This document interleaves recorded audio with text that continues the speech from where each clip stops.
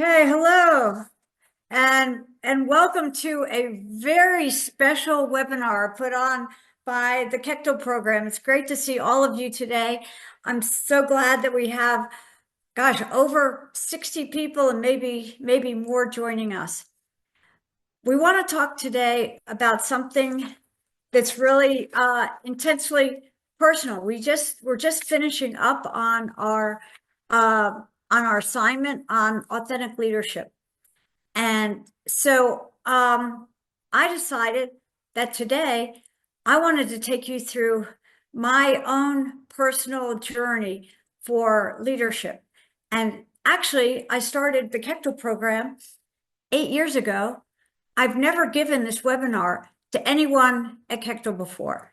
So that's pretty important. And so you all are here to hear about my personal journey. When we talk about authentic leadership, we talk about, you really think about two different kinds of leadership. You think about inward facing leadership, and that's a very personal, private thing. That's what goes on in your soul, in your heart, in your mind, and what your thoughts are, your transformational ideas, your experiences, which create who you are. That's internal facing leadership. Then there's a different kind of leadership, which is external facing leadership. And that's how you relate to your community, to the people surrounding you, to your family, to your country, to even to the world. That's the external leadership.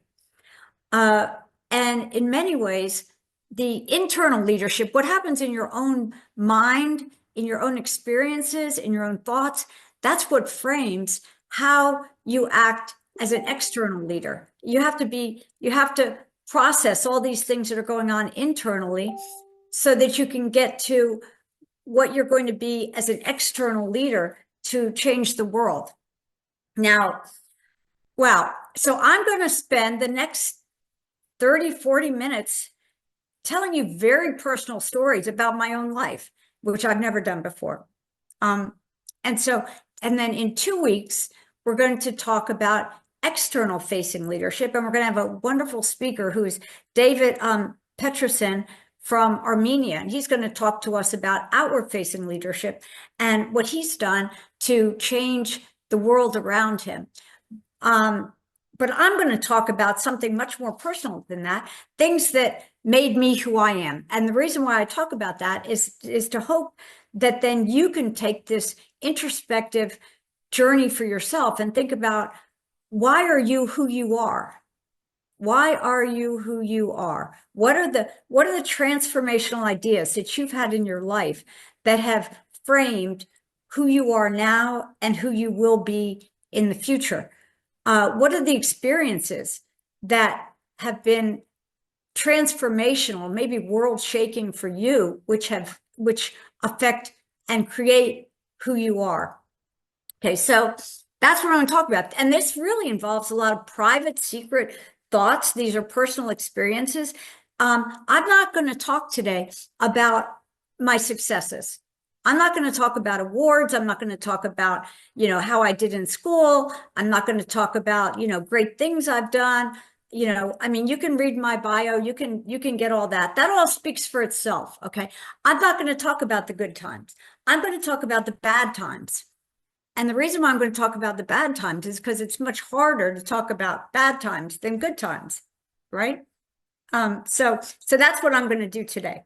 But I'm just going to walk you through my life, and I'm going to tell you some of the things that actually were dispositive for me to make me who I am. Okay. So first thing, why am I who I am? And I hope all of you think about that for yourself. Why are you who you are? What got you to a place that you actually want to join the Kectil program and be an authentic leader in your community and in the world? And that doesn't start externally. That starts by something that happens very deep in your brain, something that happens in your spirit. So when I'm talking about these ideas, I'm not talking about religion. I may be talking about spirituality. I'm going to be talking about the world as it is. I'll be talking about, the cosmos and life. But at Kectil, we love all religions. And if you have no religion, that's fine too. So this is not a religious discussion, but it may well be a spiritual discussion. Okay. So the first thing that happened that I think really affected my life was actually when I was about 5 or 6 years old. All of a sudden, I was laying in bed, I was looking around, I was looking at the sky, I was looking around, and I came up with these two transformational thoughts, which I really think shaped the rest of my life. And I was only 5 or 7 years old. You know how young you are when you're 5 or 7 years old. You don't know anything. But all of a sudden, it occurred to me that I'm going to die. And it occurred to me that I am temporary. And so I thought to myself, and that terrified me. It absolutely terrified me that I looked around and I said, one day I'm not going to exist anymore, at least on this planet as we see it, as we live today. Some people may think about reincarnation. Some people may think about heaven and hell. Some people may think about other things you may do after life. I'm not talking about any of that stuff. I'm talking about life as we know it on this planet. It's going to end.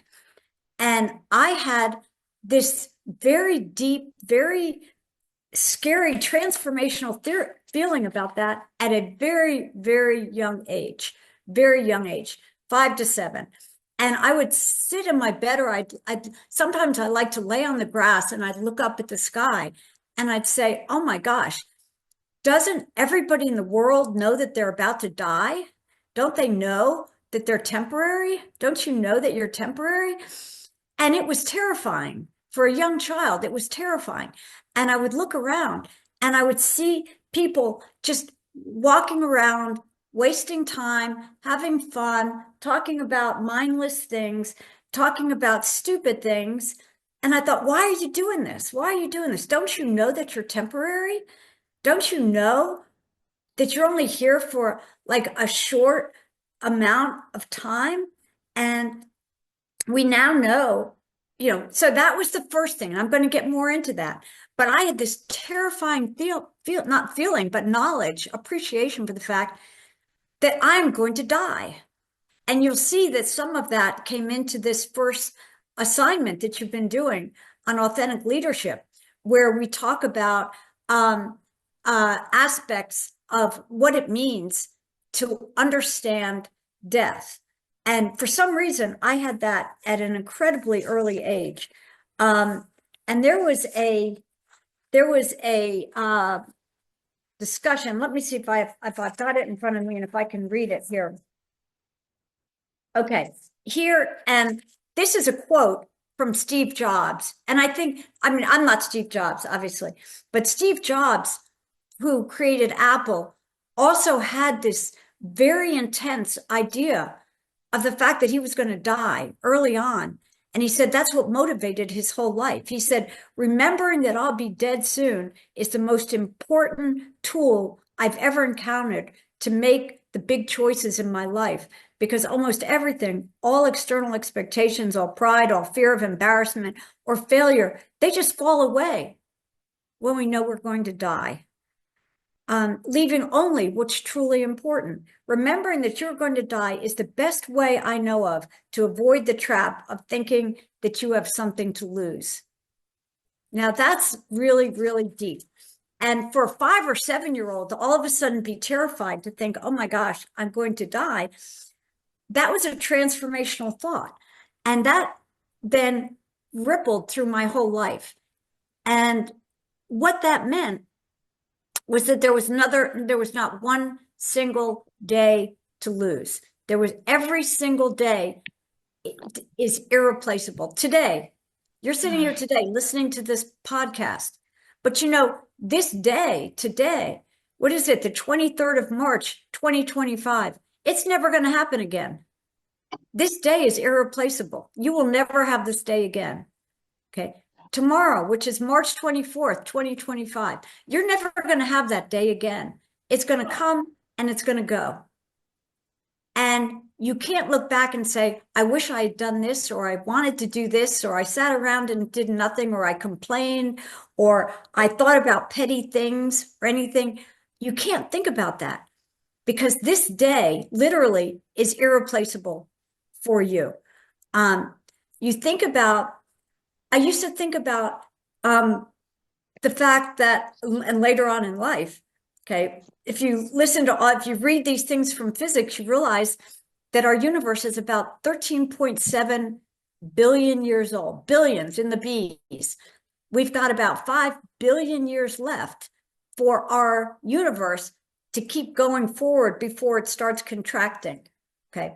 So if you think about that, about 18 billion years for our universe to blow up and contract again. Out of all of that, if we're lucky, we may have 100 years on this planet. Maybe, if you're lucky, if you live through all of it. And every single day is irreplaceable.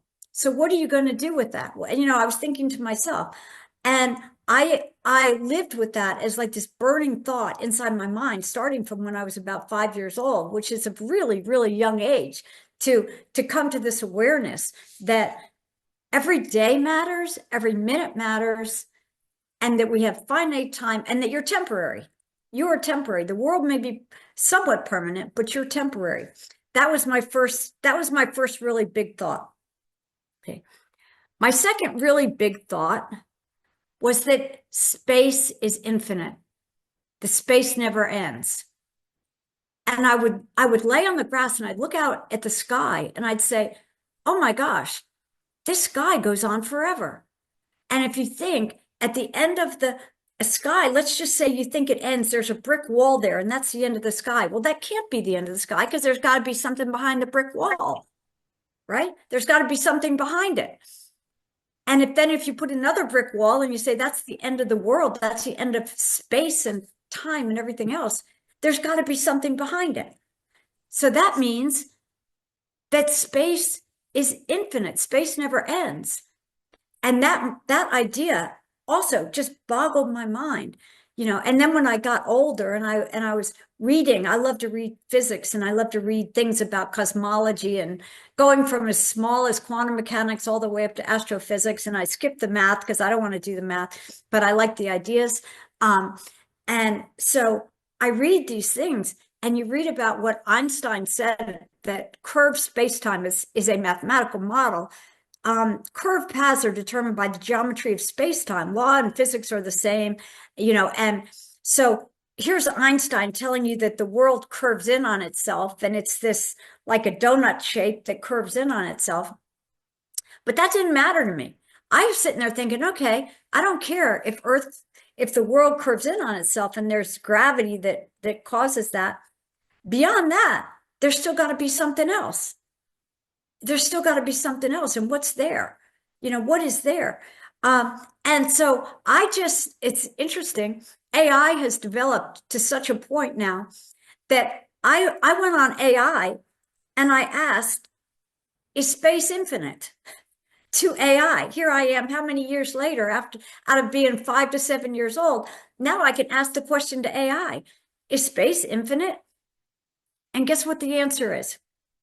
Whether space is infinite is a question scientists still don't know the answer to. I don't think they ever will know the answer to it. And I think the answer is that it never ends. I just don't see how it could ever end. And if we're in a situation where we have this gift of life, and regardless of what your religion is, or any religion, no religion, whatever it is, spirituality, anything, we know for this existence on this world, we have a short amount of time, and we are measured by this world, and we're measured by an infinite amount of space. Those are two pretty huge thoughts. Those are huge thoughts. And if you think of those thoughts, then you realize you have no time to lose. You have no time to lose. You have no time to do just wasting time doing things. And then I used to look around and I'd see people walking around doing nothing, laughing, just wasting time, bickering, doing other kinds of things. Somebody did something to somebody or something like that. And I said, none of that matters. Don't you understand? your reality. Don't you understand where you are, where you fit into the world, what you are? Okay, what you are. And you have been given a gift of life. You've been given a gift of life. And then in that situation later on, and I say some of this in the first Kectil book, and I know a lot, most of you haven't read this Kectil book, but we had a Kectil book that was published in 2019, I think. Okay. And here on my journey, my internal, very personal leadership goal and our journey just kept asking questions about these two big ideas. What is life and what is space and how do I fit into it? And what do I do about that? What do I do about that? And so then I thought about, oh my gosh, think about the miracle of life. We don't know what life is. We don't know what consciousness is. Don't fool yourself that you know what consciousness is, because you don't. We have this strong feeling of ourselves, and you could think of it as religion or spirituality or something, like whatever you want to think about. But we're not really sure why we feel what we do. And so then it also occurred to me that each person who's walking on this world has won the lottery of life. And I went back and I did some of the mathematical calculations. So all of you, let's just say you're 25 years old. Okay, the Kectil program is 17 to 26. So I'm going to take a 25-year-old person. Let's say you were born in about 2020. Okay, so I actually went back and did some of the math on that. Okay, in 2020, there were about 6.5 billion people on the earth. Okay. Of those 6.5 billion, let's say about half of them are past puberty and able to have children. Okay. Now that makes about 1.6 billion males, and each male has about 1 trillion sperm. And it's about 1.6 billion females, if you think it's 50-50, and each female has 1 to 2 million eggs. Okay, if you do that math, and again, thank goodness for AI. I just stuck these equations in AI and it gave me the answer like this. I didn't have to do any math.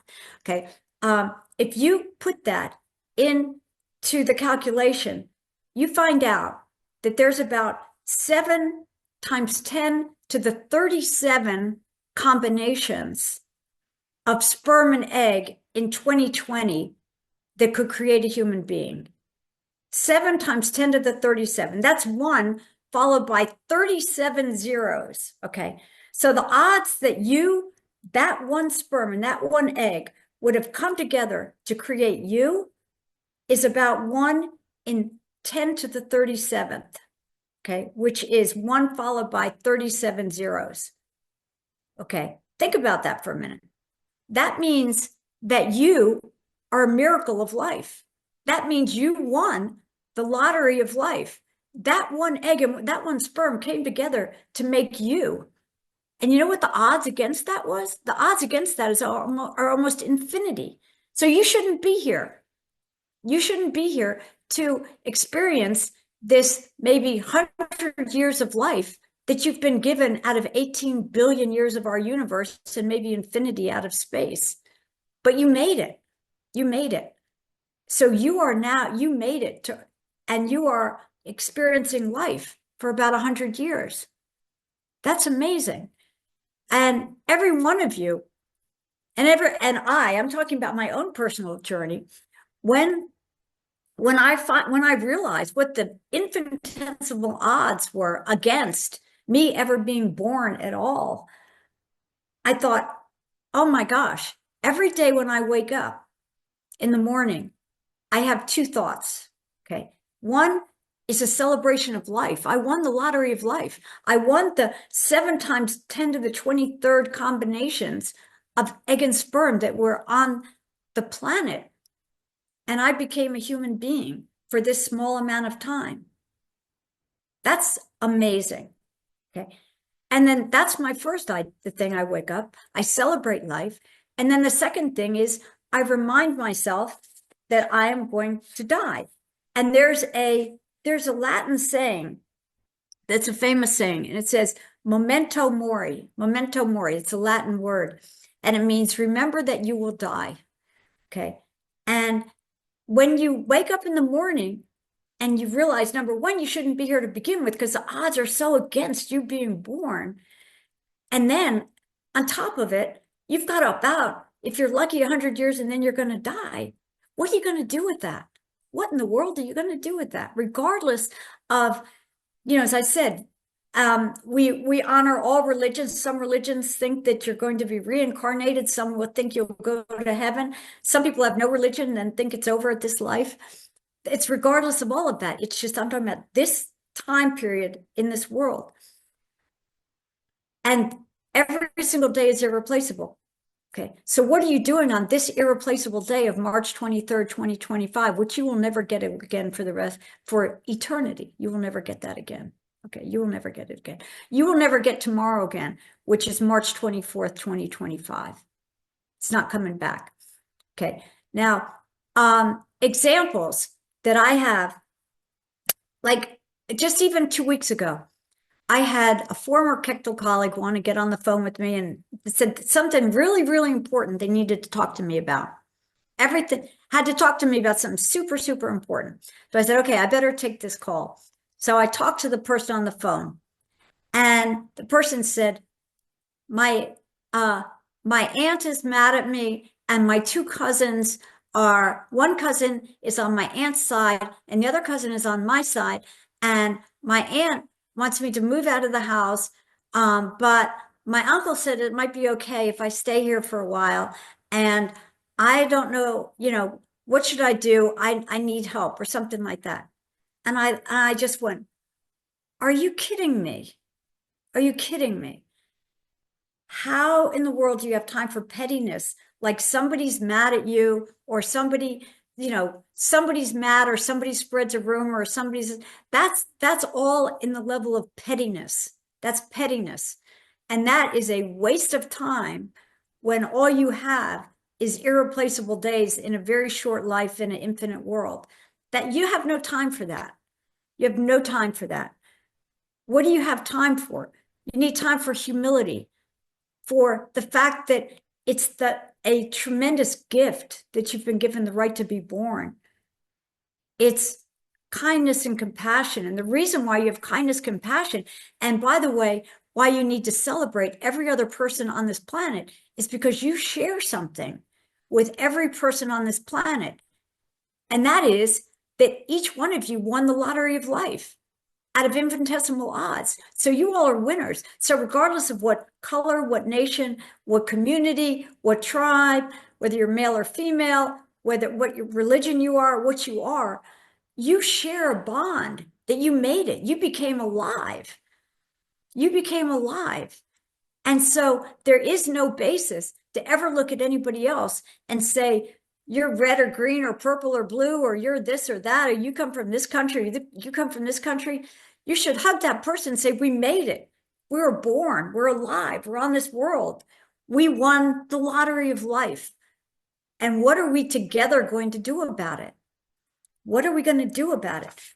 And there's also, it also feeds into depression and anxiety. There's so many people in the world who get so caught up in their little daily lives and their little anxiety about somebody's mad at me, somebody said this to me, somebody's doing this to me, I was harmed, I was this, I was that. You don't have time for that. Today is a non-renewable asset for you. Today is, every single day when you wake up, it's a non-renewable asset. You don't have time for pettiness. You don't have time for that stuff. You don't have time to be depressed because somebody else is doing better than you, or has more money than you, or less than you, or bigger house than you, or nicer clothes, or anything like that. You don't have time for that. You don't have time, because you have to make the most out of this gift that was given to you personally, that was given to me personally. So those are the two big ideas that I had from a very early age.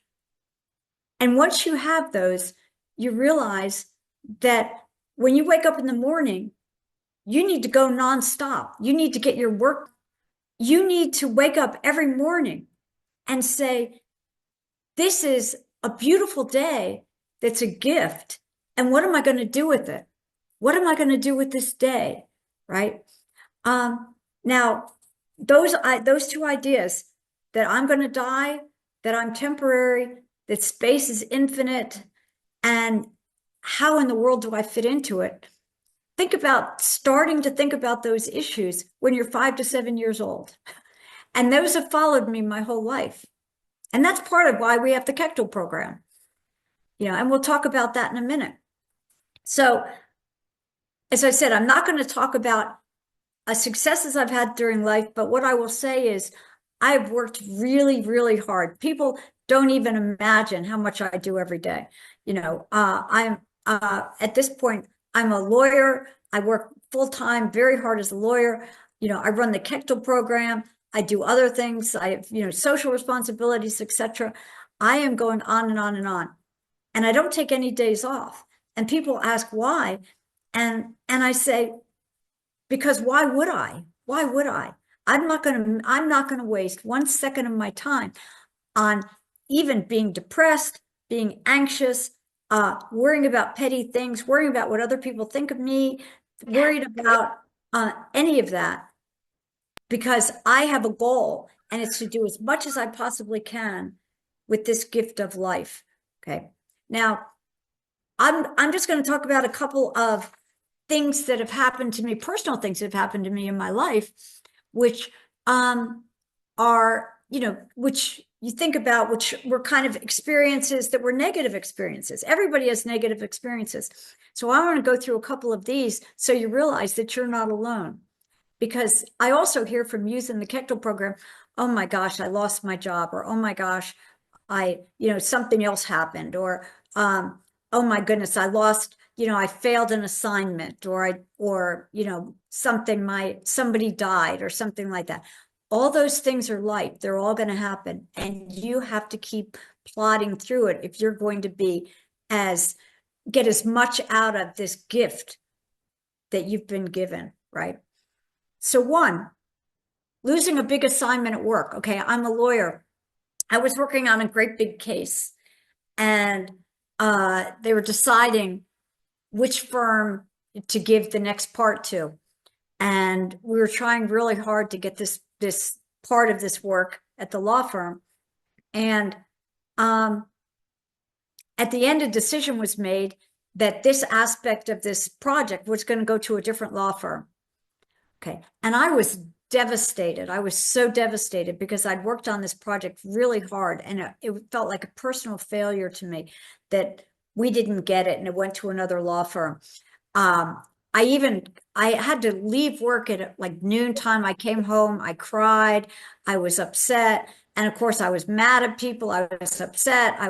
And then all of a sudden, I thought about it, and it's very hard to put something into the perspective that I'm trying to give to you when something really hits you in the face, when the world hits you in the face, okay, and something bad happens and you fail, okay. So you may think, well, I'm some white person from the United States, and I've never had a bad time, or I've never had this, or I've never had that. That's not true. And I'm getting ready to tell you 4 examples. So one, losing a big assignment at work. So I was so upset with this and it was something I worked on for several years, and it went to another firm. And so I happened to go out to dinner with a friend, and I was a mess. And I was telling the friend about this and that and whatever, and I was probably forgetting about all the other lessons I've learned about space and time and death and things like that. And I was just mad. Have you ever been just mad? You're just mad because you think the world did something bad to you. The world didn't treat you right. You didn't get what you were supposed to get. Somebody was mean to you, and you just get punched in the stomach. Okay. Well, so this person gave me the best advice and said, no one will ever judge you by what's done to you, by what happens to you. You're going to be judged by how you respond to it. I want to say that again. You're never going to be judged by something that happens to you. You're going to be judged by how you respond. Okay. That was another piece of advice that I held on to for the rest of my life, because there are so many times in life when life gives you a bad turn, when life gives you a sucker punch, when somebody's mean to you, when somebody takes away opportunity, when something, all your friends are against you, or your family is against you, or something like that. How are you going to respond to that? Are you going to get mad? Are you going to get angry? Are you going to cry? I mean, those are all normal things. And you may spend a few minutes feeling sorry for yourself. Okay, that's normal. Okay, that's normal. But then what are you going to do? What are you going to do about it? Given this whole expanse of time and life and where you need to go as your goal. So you're going to be judged by how you respond. Okay, how do you respond when somebody hits you and pushes you down? Now, if you stand up and you accept what happened and said, okay, I accept that. How can I help? What can I do? Okay. What can I do to make it better? Okay. How can I help you do what that decision was? Or if somebody else, let's say your family, does something really bad to you, and you say, I'm so sorry that that happened. How can I help you get what you need? What a transformational response. I accept what you did to me, and how can I help you get what you need? Oh my gosh, that's amazing, right? Yeah. What can I do? Right? What can I do about that? That is the best response. And I hope all of you will absorb that. Remember that when you get the worst thing that you can imagine in your life, you accept it with peace. Okay. You accept it with harmony in your life. And then you say, okay, I now accept this. How can I help you? And you know what's going to happen? People are going to be shocked because they don't expect you to have that response. What they expect you to do is be angry and lash out and be mean and try to maybe undermine the person who's doing it, or maybe you're going to talk behind their back, or maybe you're going to do something, get your friends to be mad at their friends, or you're going to be mad at your boss or quit your job. No, that's not the response. You need to pull yourself up to your actual reality of life, which is short-term, temporary in a huge world, and say, I accept what you're doing. How can I help you? That's a beautiful response. And you can practice that. You don't always get it the first time, but practice it. And I promise you, your life will be transformed by that. Losing a job. How many of us have ever lost a job that we really liked and we didn't want to lose the job and we thought we were perfect for the job? Okay. So I have a personal experience on that too. I had a job early on as a lawyer, and I thought I did a great job, and I did do a great job, and the clients loved me. And this is early on in my career. And the law firm said, no, we don't want you at that law firm. Okay, we don't want you at that law firm. I was devastated. Because I thought that it was a failure. I thought that was a failure. I thought that meant not just that the job was a failure, I thought I was a failure. And I'm sure that a lot of you have had that same feeling. You've either lost a job, or you've failed at a class, or you've thought you were going to do something and it didn't work out. And you say, oh my gosh, I must be a failure. Well, I've had that too. And that's part of my journey, my personal, authentic leadership journey. That was another really, really tough one, because you have to pull yourself back in, and you have to, after you've just taken this knock of your life, you have to pull yourself up again and realize, I have to believe in myself. And that fire and spirit and self-confidence that you have to build in yourself, that's what gets you through stuff like that. You have to say, I'm good at what I do. I'm a winner. I'm good at what I do. I care. And I know I'm a success and I know I can do a good job. And it's that little kernel inside of you that says, I'm okay and I'm going to keep going and I'm going to go well and I'm going to, in quote, fail up. I'm going to fail up to success that makes you be a success. And why do you do that? Because you know you don't have much time, because every day is an irreplaceable asset. Your life is temporary. You don't have time to be mad when you lose a job. You don't have time to be mad. You don't have time for any things that the world does to you. You have to shake yourself up, shake yourself off, calm down, and get to the next place. You have to believe in yourself. You have to know that you can do it. And I know that a lot of people on this call have been fired. A lot of people on this call have had problems. A lot of people maybe have been pushed out of their house by their families, or maybe they've had a relationship that went bad, or maybe they got a divorce, or maybe they, had other problems in their lives. Regardless of what that problem is, always remember that you're temporary. Always remember that you're going to die. Always remember that you're only here for 100 years.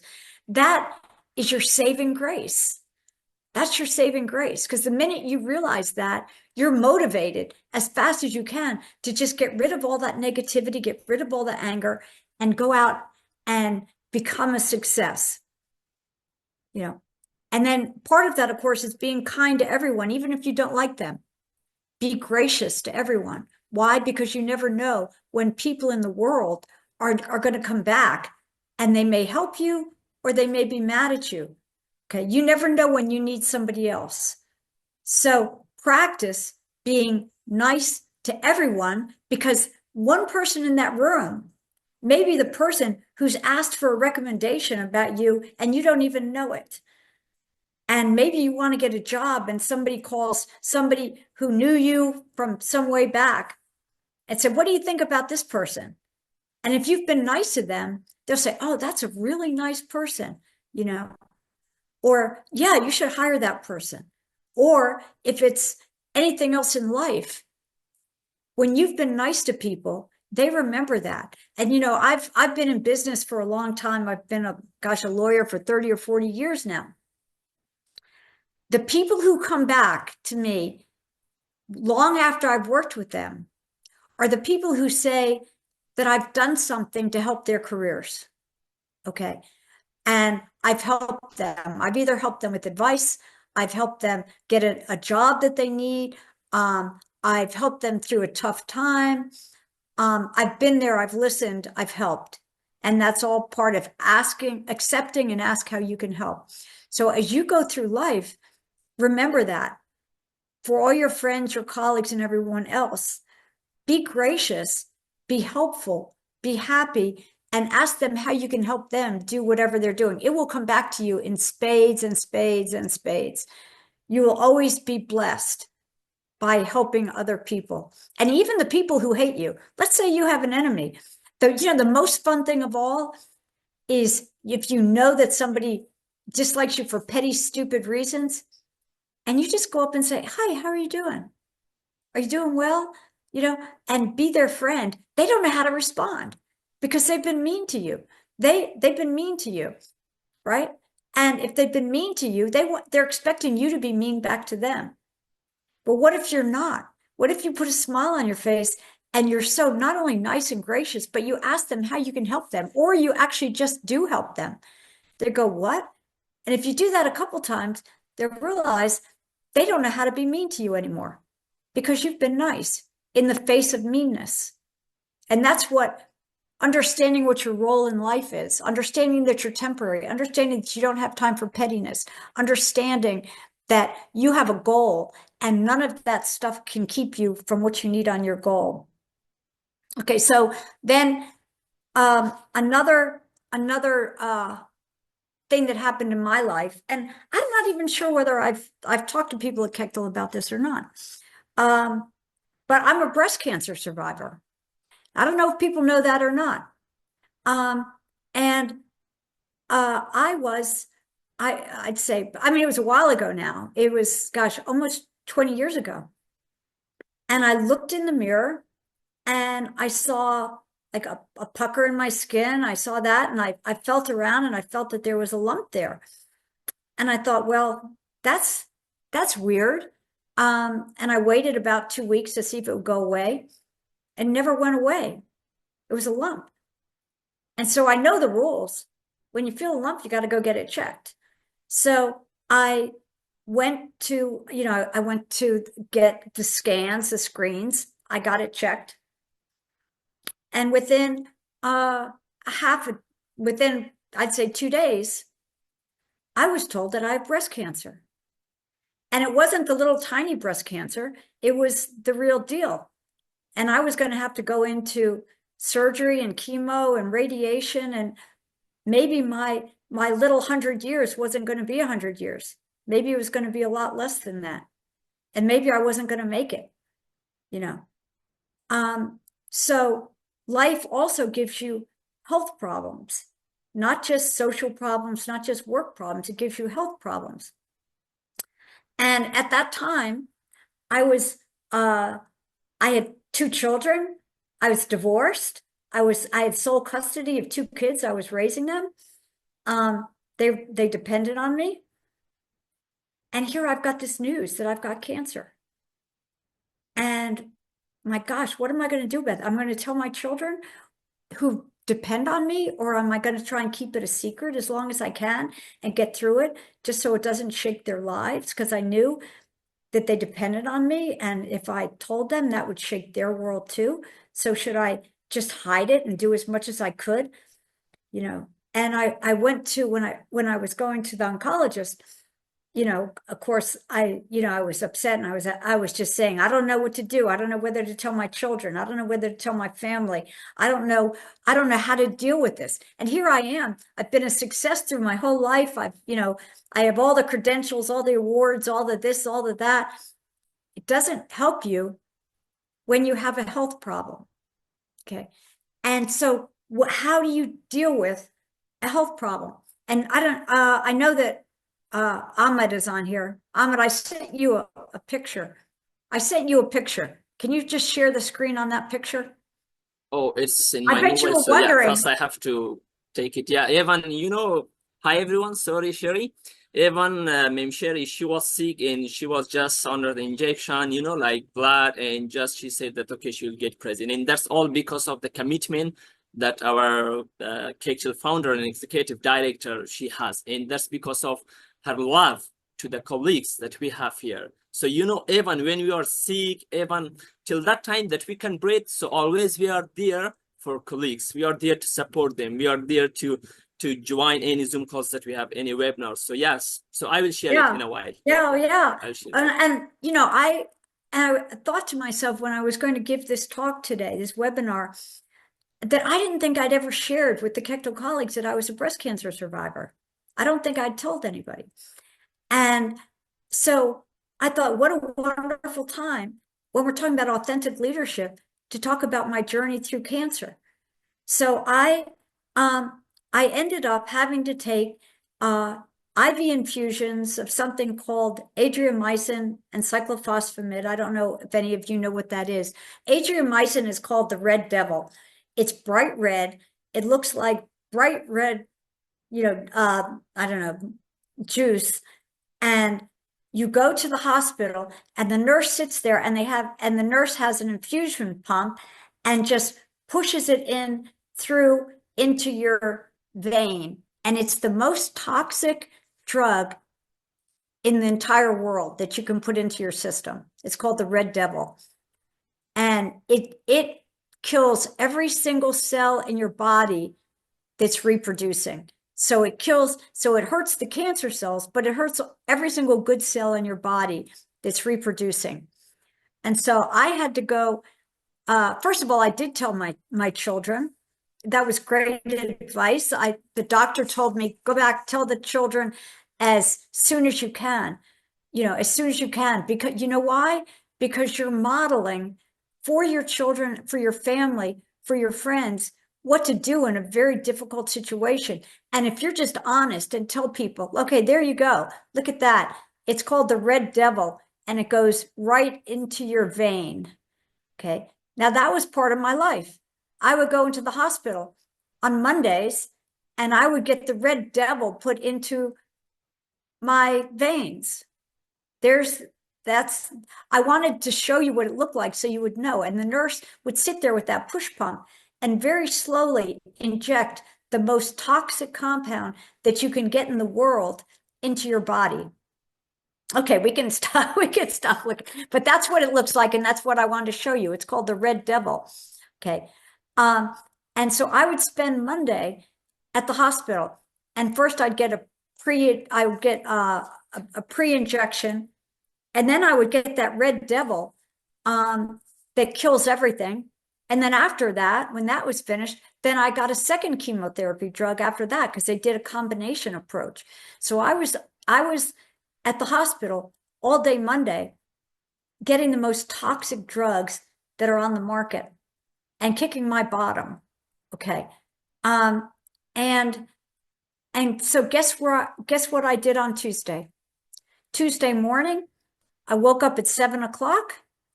I got dressed in my business legal clothes, and I was sitting in my office by 8:30 in the morning on Tuesday morning. And I practiced law all day, and I practiced law all week. And there were many of the clients that I had didn't even know I was sick because I didn't tell them. I didn't even tell them.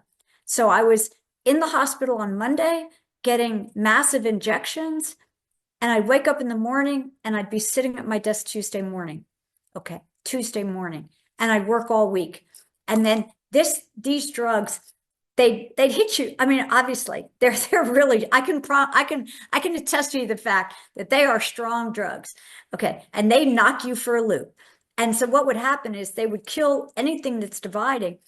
And by about Friday, that's when I would really lose my energy. About midday on Friday, I said I was putting my moon boots on because walking felt like this, like I was just walking on the moon. And I would sit there and I had no energy, but thank goodness it happened on a Friday afternoon, and it would happen through the weekend that I was just bottomed out. And I could barely get out of bed. But then the next Monday, I was at work and I kept going. And the reason why I kept going is why? Because I'm temporary to begin with. And that day is irreplaceable. And that day is not for sitting in the bed feeling sorry for myself that I have cancer. That day is for waking up, looking at the sun, looking at the leaves, being thankful, getting work done, interacting with colleagues. Because I was just bound and determined. I was not going to lose one single day to this. And I ended up having 20 chemo infusions, okay, 40 radiation treatments, and 3 surgeries. And I'm fine. And I made it. Yay. I made it through. But the thing was that I didn't stop. I didn't let it stop me. And by not letting it stop me, it was the best thing I ever did, because I wasn't going to let that cancer get me. I was not bowing to that cancer. I was going to take it. I was going to do it. I was going to get over it. But boy, I knew what my gift was. My gift was that I had that number of years as a temporary gift of life on this planet. And I wasn't giving up anything. I was not giving up anything. And I kept going and going. And there are people, I run into people today, and I tell them the story and they say, oh my gosh, I never knew you had cancer. But thank goodness I beat that thing. I beat that thing. I beat that thing to death. Okay. I beat it. And I beat it with the help of wonderful scientists. And I don't need to be on focus, but yeah. And she needs some red devil. I see that, the red devil. But what you really need is strength. And now there are health problems that you're not going to survive, but that just means that's the end of your temporary time on earth. Okay. That's the time. And I'm in the spotlight, but I don't need to be in the spotlight. But that means that's the end of your time on earth. But even while you're doing it, you can give a message. You can be a role model. You can be positive. You can take every single day you have. Remember, if you wake up in the morning, you've been given that gift of life, and you have to decide what you're going to do with it. Okay, so that's what I wanted to say about that. And then we come to the Kectil program. Okay, so having done all those things and had ups and downs, and realizing that I'm temporary, and realizing that space is so big. My mother died in July 2015, and my father had already passed. It's a very weird feeling not to have a mother or a father who's alive anymore. Now, some of you may have that experience. For some of you, you may have both parents already gone. But it's a strange feeling when both of your parents have passed. And so when my mother passed, it finally dawned on me. And I thought, this is the time. This is the time that I need to do something.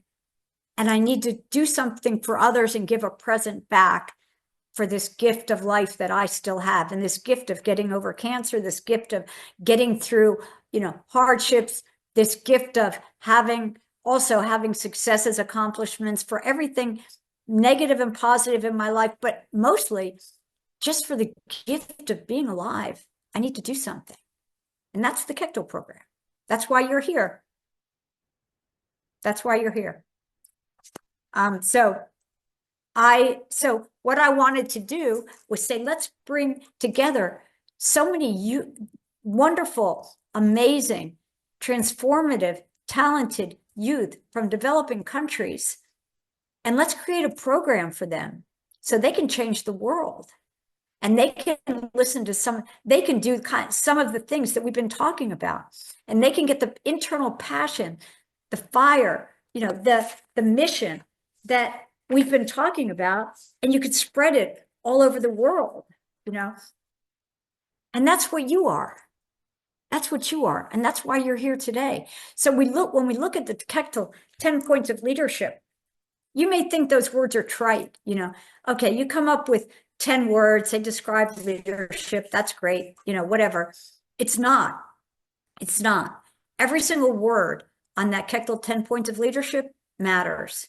And it's real, it's alive, and it's very, very important. So we talk about mission. So why do you have a mission? You have a mission because you're temporary, and you have to get something done with this extraordinary gift of life, this 1 in 10 to the 37th. Have you ever thought about the fact that you shouldn't even be here, that one egg and one sperm got together to create you, and you are a gift to the world? That's pretty amazing. That's pretty amazing. You are so special. You are so special. What are you going to do with that? That's what your mission should be.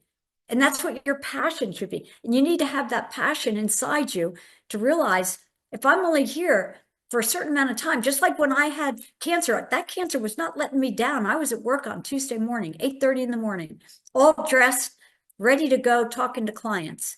Wasn't going to let that thing let me down. I had to have a vision of where I'm going. Ethics to get there. No journey means anything unless you do it with ethics, with wisdom, with compassion. Compassion is one of the 10 points of leadership. It's a really big one. Compassion, what does that mean? It doesn't mean to be compassionate to your friends or to the people who are nice to you. It means be compassionate to the people who hate you. Be compassionate to the people who have done bad things to you. Okay, be compassionate to the people who you think are trying to make you fail. That's where compassion matters.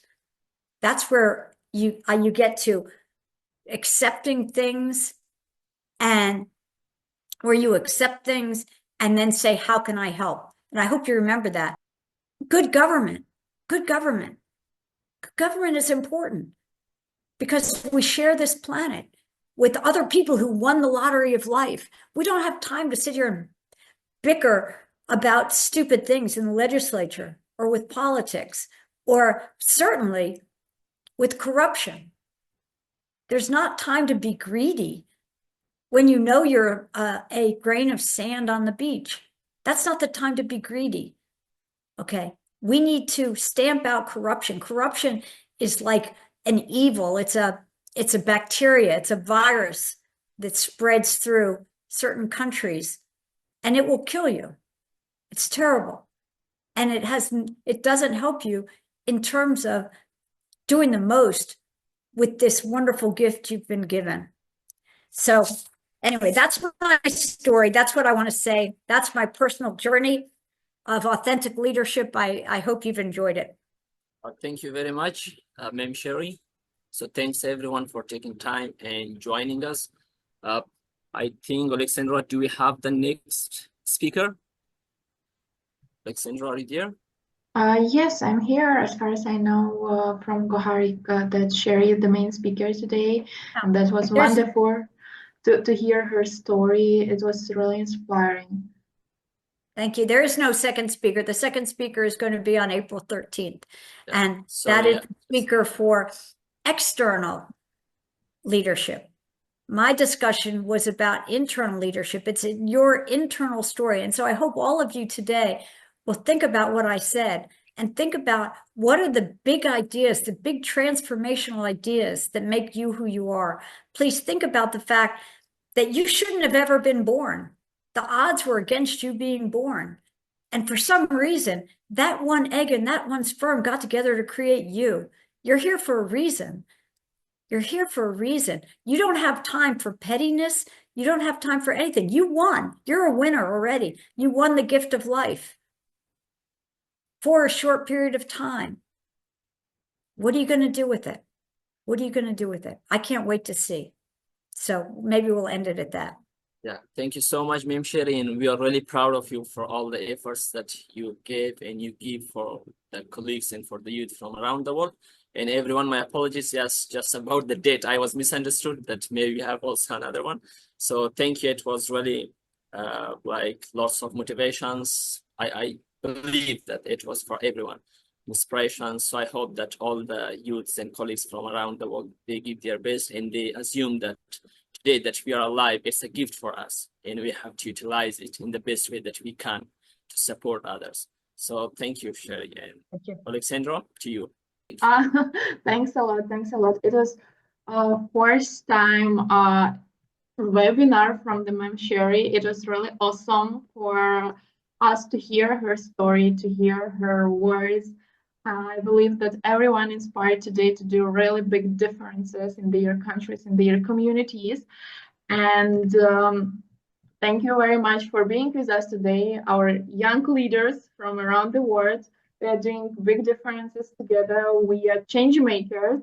And the story from the Ma'am Sherry, her motivation, her inspiration words, showing us that we can do everything that we want to achieve in our lives.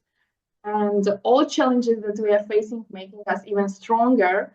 So thank you very much, everyone, for being with us today. Thank you very much, Sherry, for sharing your story, for everything that you said.